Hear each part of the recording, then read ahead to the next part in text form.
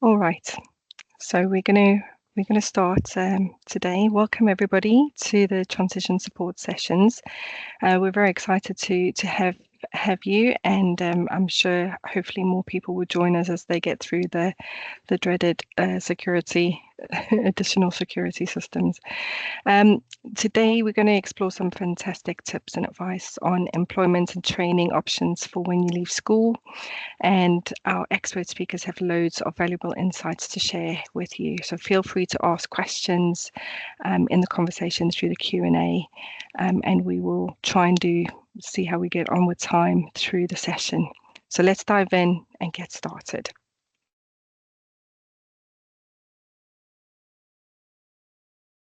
I'm Debbie Westlake. I'm a project manager supporting the transitions program across Devon County Council, and this includes managing the webinars across the directorates. I've also got two sons who are in this period of life, who are going through transitioning to adulthood, and I'm passionate about this time and supporting those that need it. We have some guidelines that we would like to just talk about. Obviously, we can't talk about in-depth, detailed individual situations, but we do have some useful emails that you can reach out to after if you need any additional support. But for general questions, please use the Q&A sessions and we'll address them on the website or after the session if we've got time. As we've mentioned before, we will, in addition to the Q&As, have a link to a recorded session, as well as the presentation with all the links to it. So, and that will be in the same place as where you did the booking. And actually the booking and resources for the first session are now up live on the website as well. So let's welcome our speakers as they come to talk to us about employment and training options for young people and when they leave school and college. So let's start with our introductions. So Debbie Stafford is here to help you succeed. As a Senior Economic Development Officer for Youth and Inclusion, she is passionate about making sure that every young person has a chance to find and keep a great job. Debbie works closely with young people, schools, and employers to ensure that she gets the support you need to make your training and work experiences enjoyable and valuable. She is all about creating opportunities that matter to you. We also have Steve Robinson, a resource manager within Integrated Adult Social Care. He oversees services that help adults to become more independent. Steve's team, called Reaching for Independence, offers short-term assistance to help you find a job, to learn new skills, and to use technology to live more independent. He's all about helping achieve your goals. Some further introductions is Becky Stone, who is also working alongside Steve. She is a Reaching for Independence manager at Devon County Council and is helping young people to live independent and fulfilling lives. Becky is super enthusiastic and dedicated to supporting you in finding a job and gaining the skills you need. She's here to make sure you have the best opportunities to thrive. We also have Lee Tozer, who is Partnership Manager at Job Centre Plus. Lee is working to support all vulnerable people, and in particular young people, to ensure that they have the opportunity to find work. He works with Job Centre work coaches to ensure the right support is put in place to overcome barriers to work. And lastly, but no means least, we have Sarah Flower, who is the Employment and Youth Hub Coordinator for Exeter and Mid Devon. She is here to help anyone aged 16 and up with everything related to jobs, training and learning. Sarah and her team offers support and advice on career choices, job hunting, apprenticeships, finding opportunities to learn new skills. She is dedicated to helping you succeed and grow. So I'm going to hand over now to the other Debbie to start us off. Thank you, Debbie, and welcome everyone. As Debbie said, my name's Debbie Stafford and I work for the Employment and Skills team at Devon County Council. And in today's session, we're going to provide information about options that are available to young people to progress either into further learning or training or employment, and the support that's available to help young people to access those opportunities. Now, for any of us, we know that applying for and getting a job is a big and exciting step. When you get a job, you can earn your own money, meet new people, and be independent. But we also know through the work that we do and people that we come into contact with, and we acknowledge that for some people with special educational needs or a disability, this can actually be quite daunting and a challenging next step. We know that many people with disabilities are worried about being treated unfairly, and that some people may struggle to find jobs due to the lack of adjustments that some employers might not make or may not know about. So hopefully, during this session, we can provide information that will help you to overcome some of these barriers and to get the support that you need. We're going to start off by talking about your dream job, and during the webinar, we're going to talk about planning for that dream job, options that you might want to think about when you leave school, and what support's available for the route that you may want to follow. And then at the end of the webinar, we'll provide you with some links and where you can find further information. So if we go back to when thinking about your dream job, it's a good idea, and we've all probably done this, it's a good idea to start off with a bit of planning, writing down some of your thoughts and ideas. And in this next section, we're going to help you to think about when to start planning and who might be involved in helping you to do that. If you think back to when you're in primary school, hopefully you were asked, what would you like to do when you grow up? And that may seem like a long time ago, certainly more so for some of us than others. And your ideas may well have changed since then. I know that mine did. And I'm certainly not in the job now that I thought I was going to be in when I was in secondary school or even primary. But it's good to start thinking about it and really thinking and planning when you're in year 8 or 9. So when you're about 12 to 14 years old, that's the time that we would suggest you really start to think about this.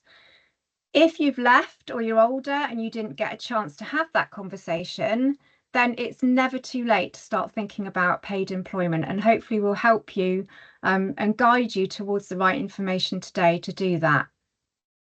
And at Devon County Council, we've actually created a digital document called a vocational profile. So it's a bit like a job journal or a career planning tool, but it can help you to record your ideas that you may have about what you want to do, activities that you may have done at school or out of school, your hobbies, work experience, part-time jobs, seasonal jobs, any achievements that you can record and show to others and employers what you can do and the skills and abilities that you have developed. And the vocational profile is a tool that we've developed that can help you to do that. It can also help you to note down things that you do or don't like and the support that you might need. If you're still in school or college, you can have access to the vocational profile and then take it with you when you leave. So it's not something that you would complete once and all at the same time. You would do it over a series of conversations with those that are working with you. And then when you've finished, you've got access to it. You take it with you into your next setting, wherever that may be. And it's available to you for as long as you need it or want to use it. So it's not out there yet. At the beginning of April this year, we are launching the digital vocational profile. It will be widely available, and you can ask your school or college for access to create your own, or you can visit our website, Devon County Council website, Employment and Skills, for more information. And we've got some links at the end of the webinar for you to use. So I mentioned thinking about who should be included in helping you to complete that plan or help you to start to have those career conversations and really talk about your aspirations. So if you're still in school or college, then it may be teachers, it could be a member of your family, you may have a personal advisor if you're in care, or others who work with you, who support you, can help you to start thinking about what you might like to do when you leave. And they can support you and work with you to complete that vocational profile. If you've also got an education, health and care plan, then really an outcome related to work or activities that you've done that are work related should be included as part of that education, health and care plan, and your options should then be discussed. If you've left school or college and you're claiming benefits and you have a work coach at the job centre, then they too can also help you to overcome some of those perceived barriers that you may have about employment, or talk to you about your worries and help you to overcome that. If you're a little bit older, you've left school and you're being supported by an organisation to find work, then you may also have a job coach, and that's the person that would work with you to help find and secure work.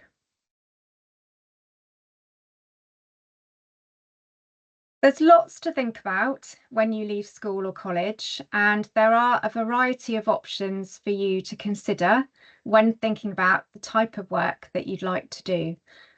So we have compiled a list of some of those options, and we're going to go through each one of these in turn. So we've put on there for you today, we're going to look at work experience, study and further learning, if that's something you might want to do, vocational training, volunteering, employment, and then entrepreneurship or self-employment.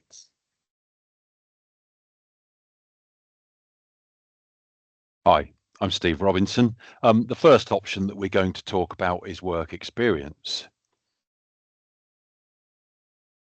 So, work experience is a great way for you to try out a career and see if it's right for you, and have the chance to experience the world of work. You can access work experience in a few different ways. So at school or college, work experience can be very flexible to best meet the needs of the young person. It could be virtual or in person. It could take place on the school site or an employer's premises. It could be for an hour or two or a whole week. Work experience can happen at any time from year 10 onwards. It might be organised for one young person, or it might be for a group of young people. You can access work experience via the job centre if you've left education. The standard length of time for work experience via the job centre is up to 8 weeks, but a disability employment advisor, a DEA, or a work coach can arrange for it to be up to 40 days. If arranged by the job centre and you need more support, then your local DEA should be able to help you with an access to work application, which can pay for somebody to help you whilst in your placement. This person's called a job coach. You can also gain work experience via members of your family or people that you know. It's important when you do work experience that you get the right support so that it's a good experience for you and for the employer. For example, you or your parent or carer could ask for a workplace buddy who can support you to understand what you need to do and where you need to go. You could ask for travel information before you start so you know how to get there. You can let the employer know if you've got any support needs. Your school should help you with that. You can let the employer know what a good day looks like for you, and you can show the employer your vocational profile if you have one.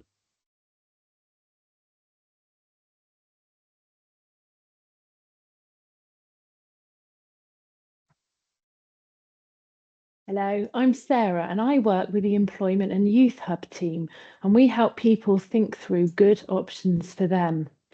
So one of the many options you have when you finish year 11 is to carry on in full-time study and learning. So what we're going to look at next are the different settings that you could choose to learn in, and the different types of courses that could be available for you to choose. Keep in mind that it's good to look at all the different options available, and you can apply for more than one thing to give you lots of choice. So let's have a look at learning. Now, the government expects you to stay in educational training until you are 18 to build further skills and knowledge, ready for going out into the workplace and getting your first job, or for continuing your learning further, perhaps at university level.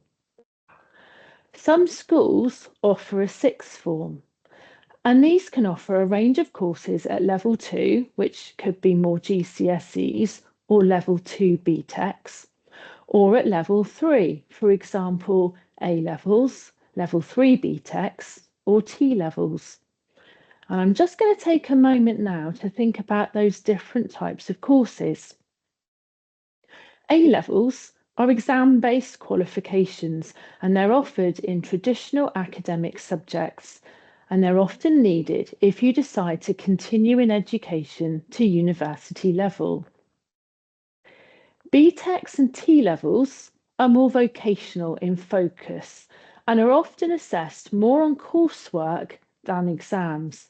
And that really takes the pressure off if you find exams stressful and not the way to show your best learning. T levels involve industry-based learning through a work placement, which is a big part of the offer. And you only study one T level because this is equivalent to 3 A-level passes. Both T levels and level 3 BTECs can also be used to gain points for a university place. So, back to learning at sixth form. There can be limited subject choices at a sixth form due to its generally smaller size, so you might want to think carefully about whether it's offering you the learning opportunities that you want and suit you best. However, there can also be the advantage of staying somewhere that you already know, perhaps with friends who are also choosing to stay in sixth form, and with staff you already have built a good relationship with and who understand the support that you need to be successful in your learning. Sixth form will generally be a smaller environment than a further education college, and therefore can just feel that little bit more comfortable and a safe space to be. Mainstream further education colleges can offer a much wider range of courses, from foundation level and level 1 learning courses that build your confidence in key skills and in a range of subjects, through to vocational learning courses at levels 1, 2 and 3, and of course including A levels, T levels and BTECs that I mentioned just now. So although a further education college can be much bigger than a sixth form, and you may be meeting and learning with lots more people than you had around at school, and being taught by different people to your school setting, all of which can be stressful factors, that college may offer a wider range of courses to suit you and might match your learning better. Now, if you have an EHCP, an Education, Health and Care Plan in place, and are wanting to continue to learn after year 11, but feel that the mainstream settings available to you are not able to meet your learning needs, it may be possible to explore learning within a more specialist provision. This journey needs to be explored with your 0 to 25 caseworker and would be part of your EHCP reviews and other meetings with them as you approach that transition point from school provision.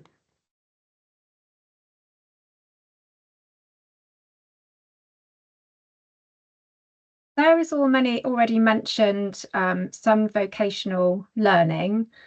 But if you prefer to do something that's more job related whilst learning, then you could think about vocational training. So we're going to look at that now. And we've picked out a couple of examples to share with you. The first of those is supported internships. Now, supported internships aren't new. They've been around for about 10 years, but they are one of the most successful ways to enable young people with an additional need to gain paid employment.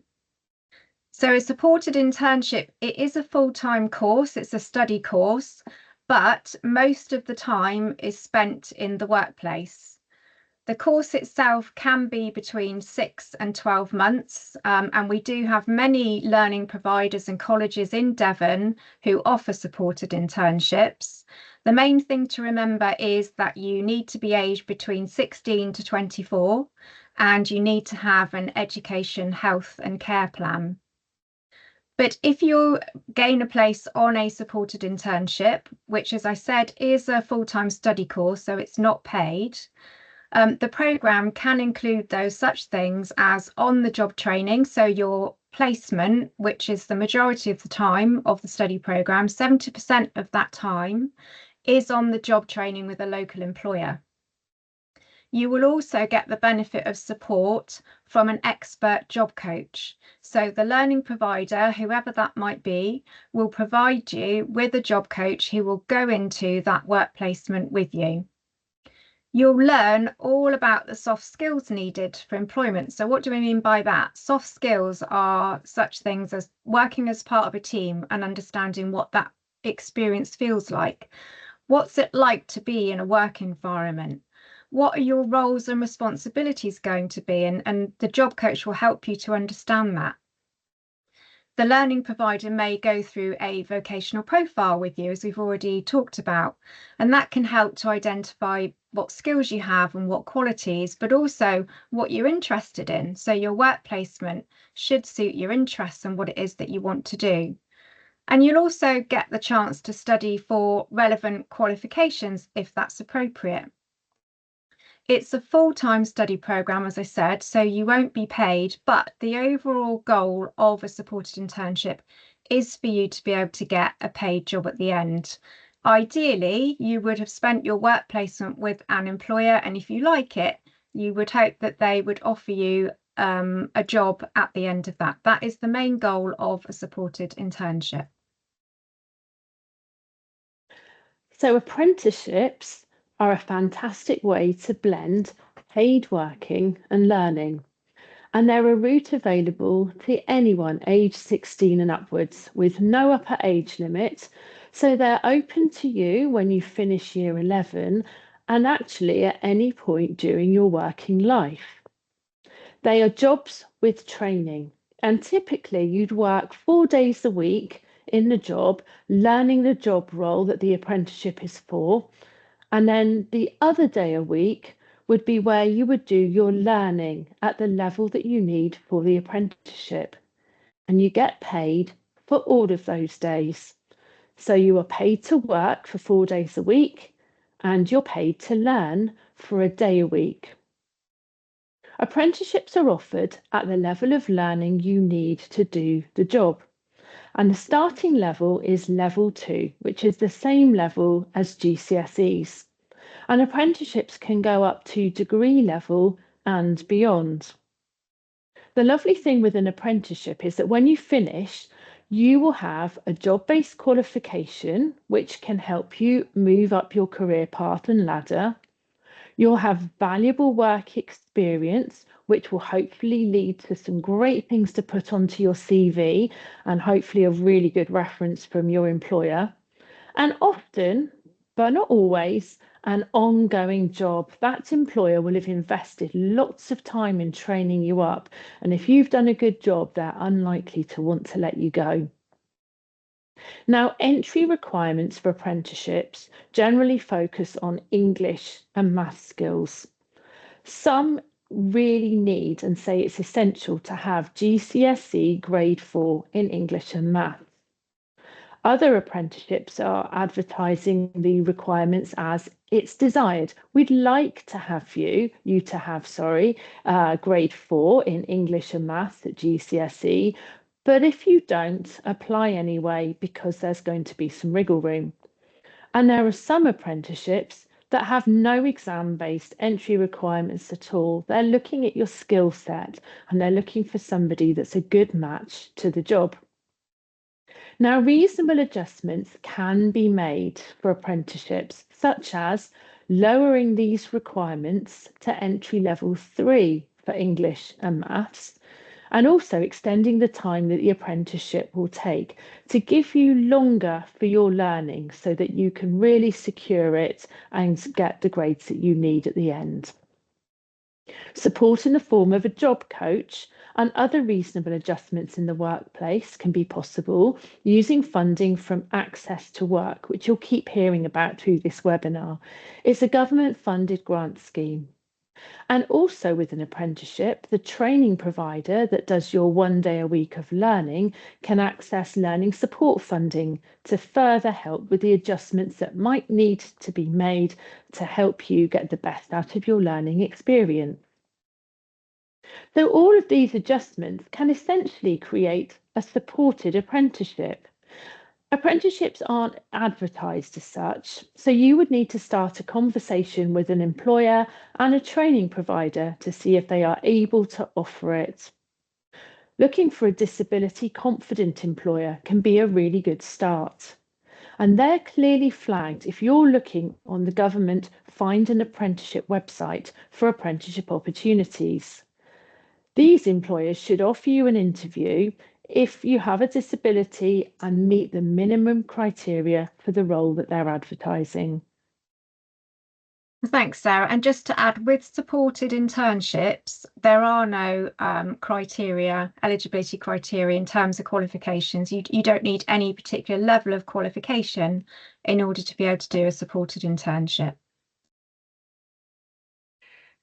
Debbie, I noticed that Tammy's got her hand up. I just wondered if we want to take that or if there was an accident. I can put her mic on.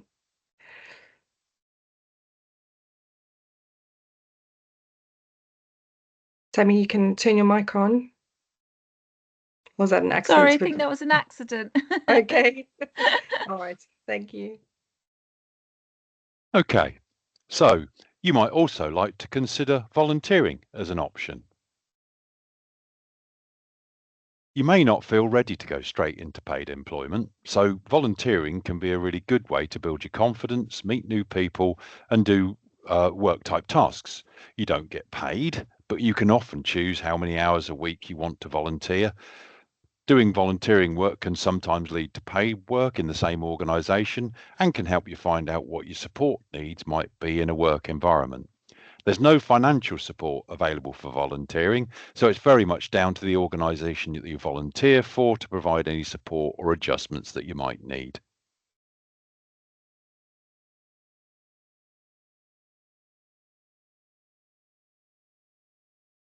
Okay, it's a lot of information, isn't it? And I hope we're not going too fast and blowing your mind almost with all the different things. So don't forget, there's going to be a recording so that you can watch this back and take things in again.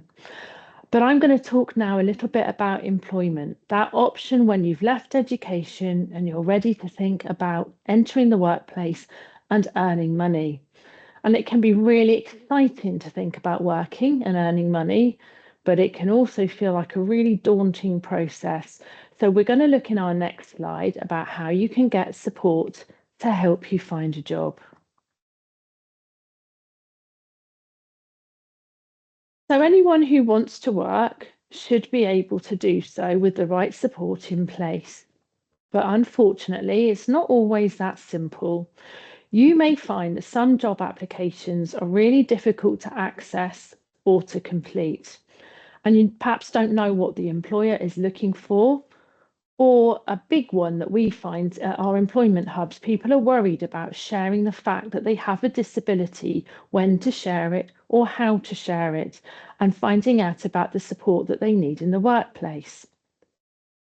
Some employers really need help to understand how they can be more inclusive so that you can do a job to the best of your ability and not be at any disadvantage compared to other employees. Now, supported employment is a service that helps people to find work and stay in work due to the support that comes to help you. And there are 5 different stages to supported employment. So the first is called customer engagement. And this is when a person meets you to find out more about you. What are your interests? What kind of job might you like to do, and what jobs perhaps have you already looked at? The second stage is updating your vocational profile, if you have one, or creating one. And as Debbie was explaining earlier, this helps to note down all your skills, your achievements, perhaps your travel and support needs, and who else might be involved in helping you to prepare for and find work.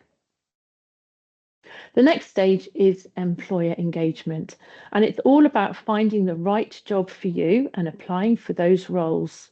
So you'll receive support to complete those tricky job applications or to create a CV and help you prepare for and to attend interviews. In the next stage, job matching, it's about matching jobs you found to your skills, abilities, and interests. The supported employment provider can get in touch with employers to have an initial chat, arrange for you to meet them before an interview, perhaps do some work experience and practice for interviews. And the final stage is in-work support. When you get the job, you and your employer will receive help to make sure the right support for you is in place. For example, you might work with a job coach or buddy, and they will help with an application for funds to support this, which is called an Access to Work grant scheme. And we'll provide more information about providers of supported employment services later on in this webinar.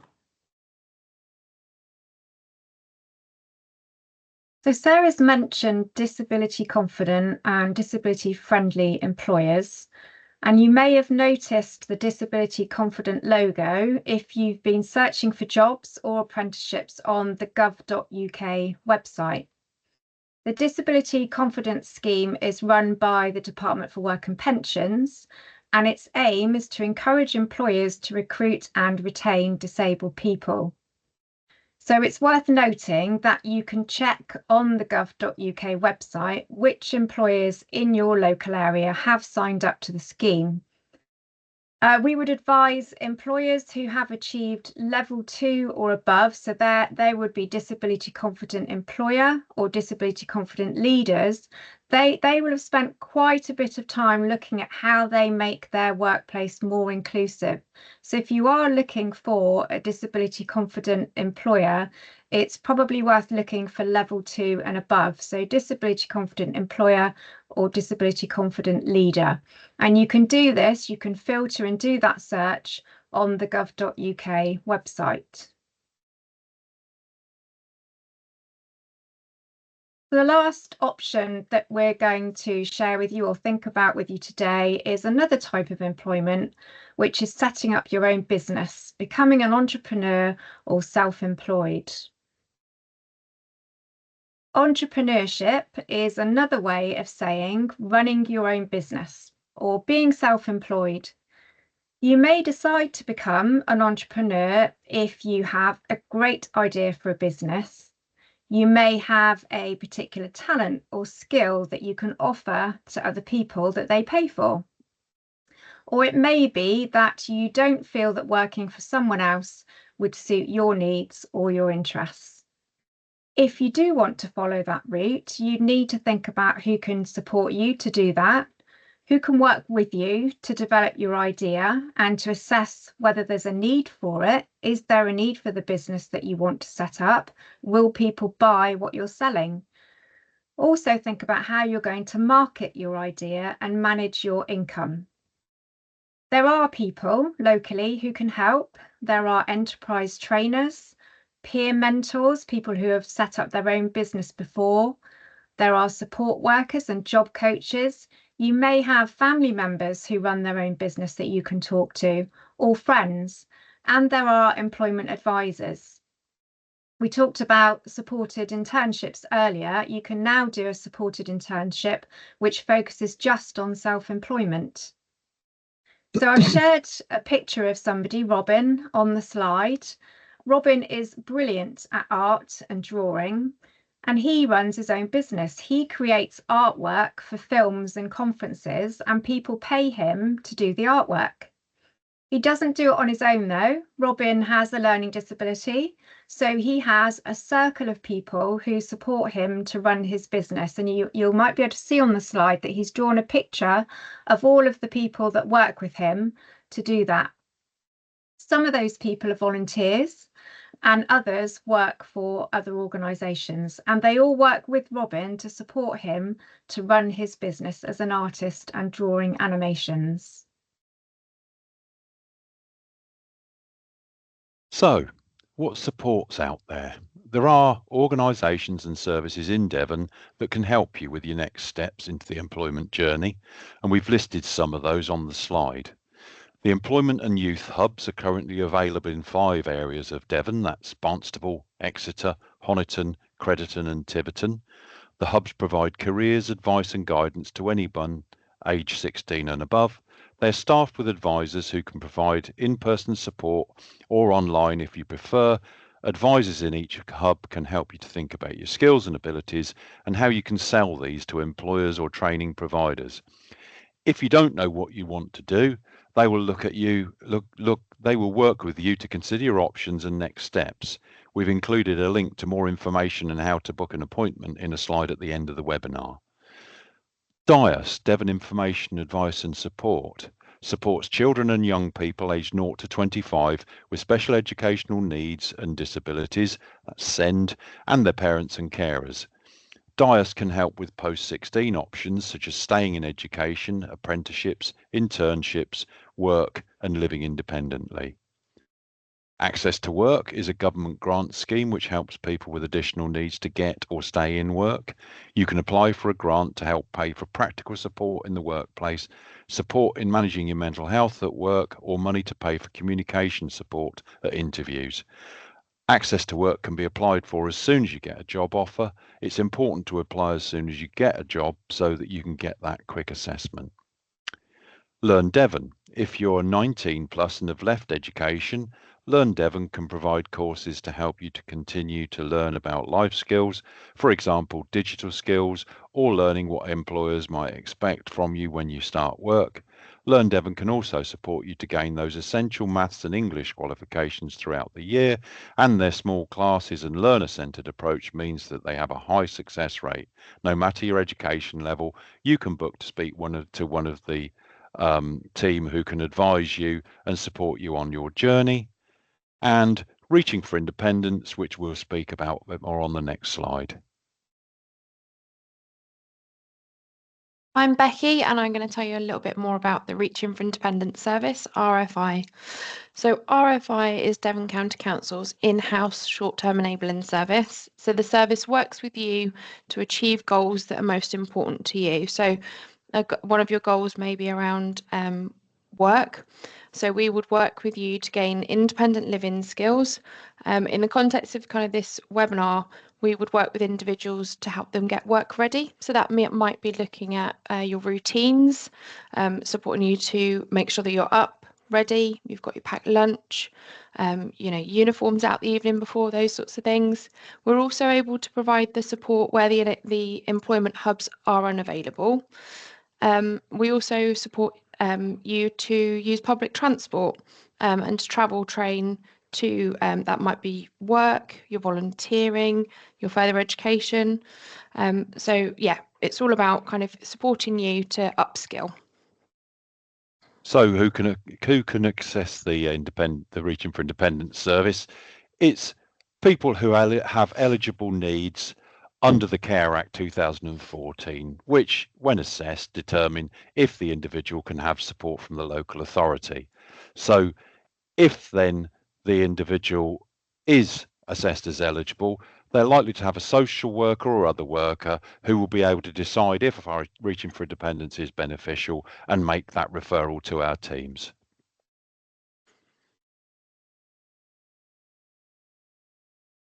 Hello, my name's Lee Tozer. I'm a partnership manager with Job Centre Plus. I'm going to talk to you now about the benefit system and how the benefit system can support you in work. Start with what happens before you reach 16. So as a young person, you'll be receiving, or your parents will be receiving, child disability living allowance. This is paid for young people who may need extra help with the costs of looking after a child. It's paid to under 16s. If you're under 16 and you have difficulties walking or need much more looking after than a child of the same age who does not have a disability. Child disability living allowance is non-means tested and is paid to the parents.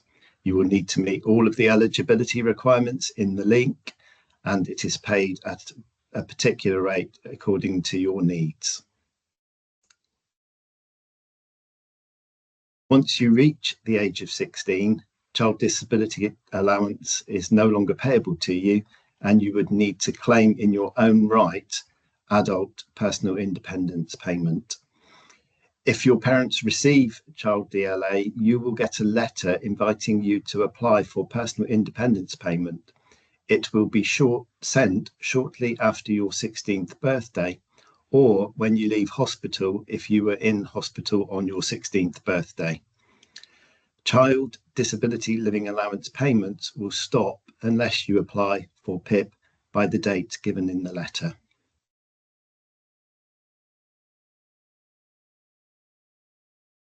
I would like to move on now to when you get yourself a job and how earnings affect universal credit.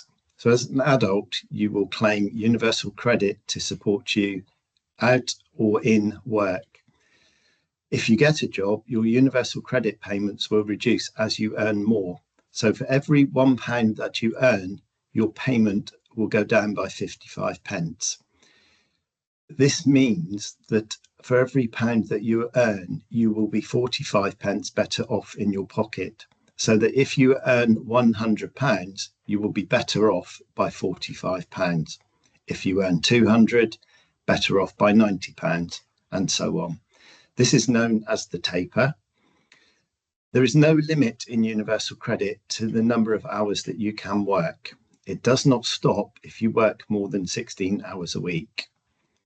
If you have a disability or a health condition and you're on universal credit because of that, you may also benefit from the work allowance. You do not need to do anything to tell Job Centre Plus your earnings each month. Your employer will normally do that for you, but you would need to do it if you were self-employed. The work allowance, which helps those people that are on universal credit with health conditions, is the amount you're allowed to earn before the amount of universal credit you receive is affected. So to be eligible for the work allowance, you must have either responsibility for a child or have limited capability for work or limited capability for work and work-related activity. If you are satisfy those conditions, you can earn up to £404 a month before your universal credit payment starts to reduce. This is if you get help with your housing cost through universal credit or live in temporary accommodation. If you live at home with your parents, you can earn up to £673 a month before your payment starts to reduce, or if you are in supported accommodation. These numbers are likely to change from the 1st of April with normal benefit increases. And finally, just to mention that if you live at home with your parents and you have a job, your earnings will not affect any benefits that your parents receive.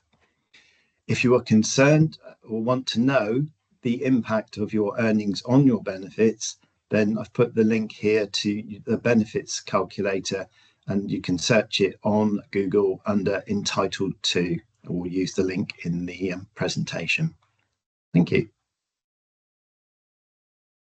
And finally, the extra support that's available from your Job Centre Plus work coach is payable through a flexible support fund, which is a fund given to work coaches in the job centres to help people overcome any barriers to work.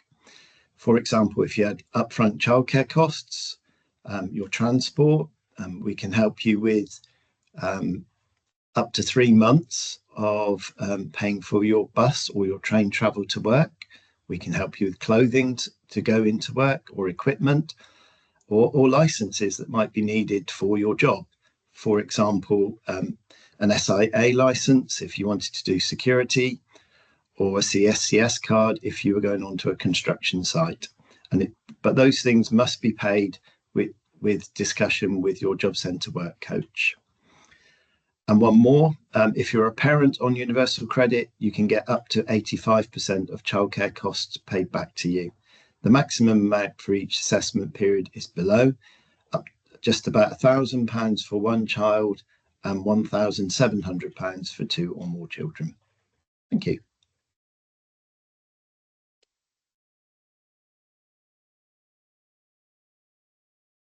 Debbie, you're on mute. That would help. We've got lots of useful information that's been shared by my colleagues throughout the session, and we've created all the links here, hopefully for you to reference. But first and foremost, the Careers and Enterprise Company have some really useful resources. In particular, there's a Pathways poster called My Skills, My Future. These posters show potential pathways for young people at the age of 16. And the posters are both relevant for young people who are likely and not likely to do GCSEs. We also have included links for services and information that we've talked about. So the RFI and K-Direct link, as we've discussed, the employment and youth hubs, access to work, supported employment. The only one that we haven't really spoken about is the Transitions Guide. Now, the Transitions Guide is on our website, and it's quite a new resource that we've been developing together across all the directorates at the request of many parents, saying we just need to understand the journey and what should happen at what time and what year, and who should be doing what in transitions. So we've got sections for health and for social care and for education and all that sort of stuff. So it's a really, really useful guide, including what you as individuals and families and young people should be doing for yourself to improve your transition to adulthood. So please do have a look at that. I will send the slides to all the participants this afternoon after this session. Thank you. So thank you, everyone. Please access the information and services that we've talked about today to help you think about your next steps into employment, learning or training. We've mentioned our youth and employment hubs, Job Centre Plus, our Reaching for Independence service, and the Disability Information Advice and Support Service, DIAS, and they're all services that are there to help. We also did talk quite a bit about supported employment earlier. Sarah covered that in her slide, and you'll be pleased to know that the government is launching a new service called Connect to Work. That's going to be available later in the year. Connect to Work provides supported employment services, and we will be announcing who, how, and where you can access this in Devon as soon as it's available.